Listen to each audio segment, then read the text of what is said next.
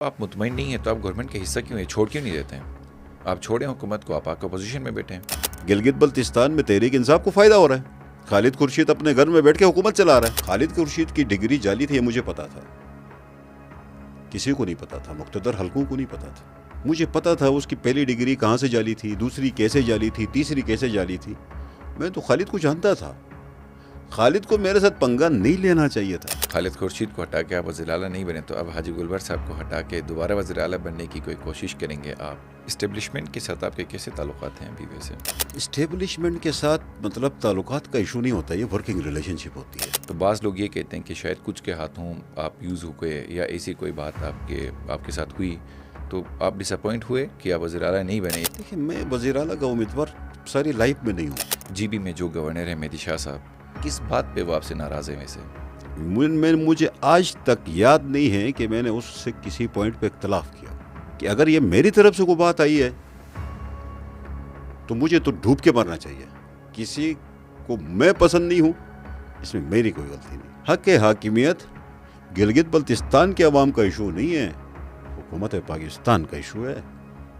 जितना डिले होगा हमें नुकसान नहीं है, हुकूमत पाकिस्तान को नुकसान है, वो सोचे। मतलब इधर आके मैंने जरदारी साहब तक या मतलब बिलावल तक मैंने अपनी ग्रीवेंसेस दिखाए, फिर भी कोई फैसला नहीं होता तो क्या मैं अपने ज़मीर के मुताबिक बात नहीं कर सकता?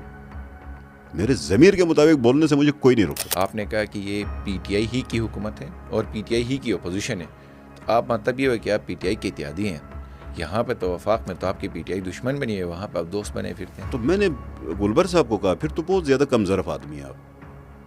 जिनके वोट के ऊपर, जिनके कहने के ऊपर हमने पीपल्स पार्टी ने आपको वोट दे के आपको वज़ीर आला बनाया और आपने इतने सारी लाइन लगाई है, मतलब नॉन इलेक्टेड लोगों की भर्तियों की, आपने एक के ऊपर भी ना आपने जरदारी साहब से पूछा है, ना आपने बिलावल से पूछा है, ना आपने नवाज शरीफ से पूछा है, ना आपने शहबाज शरीफ से पूछा है। स्पेशल असिस्टेंट टू सीएम हैं, स्पेशल कोऑर्डिनेटर्स हैं, किन की सिफारिश पे ये अपॉइंटमेंट्स की गई हैं वैसे? मेरा पीपल्स पार्टी का एक भी नॉमिनेशन नहीं, एक भी अपॉइंटमेंट नहीं। तो बाज़ लोग ये कहते हैं कि शायद कुछ के हाथों आप यूज़ हो गए या ऐसी कोई बात आपके साथ हुई तो आप डिसअपॉइंट हुए कि आप वज़ीर आला नहीं बने। देखिए, मैं वज़ीर आला का उम्मीदवार सारी लाइफ में नहीं हूँ। इमरान खान की तोती चलती हो, खालिद खुर्शीद का निज़ाम चलता हो, तो हम ये बात भी ना करें कि इमरान खान की हुकूमत है।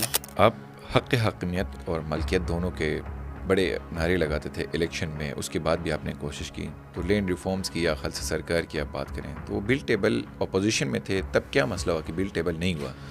और आज हुकूमत में है तो आज भी वो टेबल नहीं हो रहा है, क्या मसला है वैसे? स्पीकर साहब ने उस बिल को रोका, खालिद खुर्शीद ने टेलीफोन करके रोकवाया। खालिद को क्रेडिट डिसक्रेडिट का बहुत शौक थी। जब रेजोल्यूशन हमने पेश की तो उस दिन टेलीफोन करके जावेद बनवा और सोहेल के ज़रिए से उसने वो रेजोल्यूशन भी नाकाम कराई।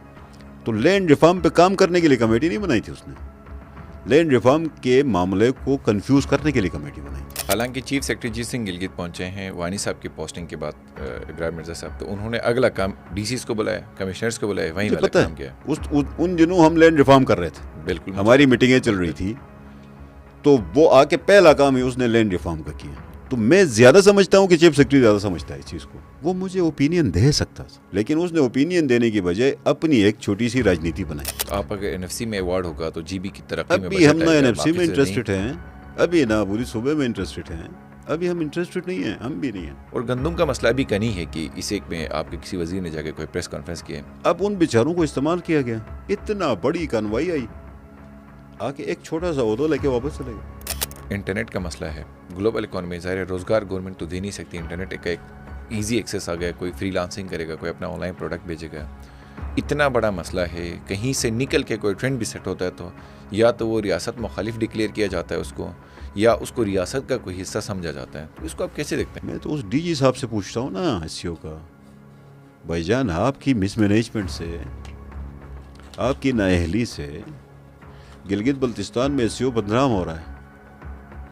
एसईओ के ऊपर 100 सवाल खड़े होने, सिमें जल रही हैं। ये ब्यूरोक्रेसी इतनी मजबूत और सियासतदान इतना कमज़ोर कैसे वक्त किसी मजबूत नहीं है गिलगित बल्तिस्तान। आज भी मुझे लग रहा है अपोजिशन लीडर की तरह ही बात करें। आपको जैसे लगता है मुझे नहीं पता, लोगों को कैसे लगता है मुझे नहीं पता। गवर्नर साहब आपका, वुज़रा आपके सारे एक साथ छोड़ के चले जाएं, अगर नहीं सुनी जा रही है तो इसका हाल तो यही है ना। छोड़ने की ऑफर तो चेयरमैन साहब को कर ली ना, इस हुकूमत को छोड़ने की ऑफर कर ली, हम सब ने मुश्तरका तौर पे कर ली। 2025 में जब आप इलेक्शन में उतरेंगे क्या रखेंगे आपके सामने? आप हुकूमत का हिस्सा रह के डिलीवर नहीं कर सके, अब ये कहेंगे कि मैं जन हम हुकूमत फला ताकतें थी जो हमें काम नहीं, ये कोई बात का होगी? हिस्सा देखें, हुकूमत का हिस्सा रहना पार्टी लीडरशिप की जिम्मेदारी है, रहना ना रहना। मैंने अपनी हुज्जत तमाम की।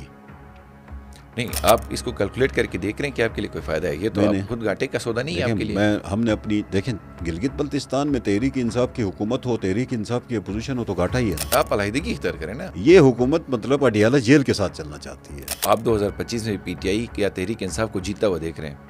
या तो तहरीक इंसाफ होगी या इसी तरह की हाइब्रिड कोई सिस्टम हो जाएगा तीसरा। पीपल्स पार्टी और नून लीग को नहीं देख रहा। यहाँ पे एस्टेब्लिशमेंट पीटीआई के खिलाफ है, वहाँ पे हक में कैसे हो सकती है? आपकी बातों से जो मैं जनरल बता यार, ये मुझसे सवाल क्यों करते हो? ये एस्टेब्लिशमेंट से पूछो, मुझे नहीं पता वो उधर क्यों फेवर में।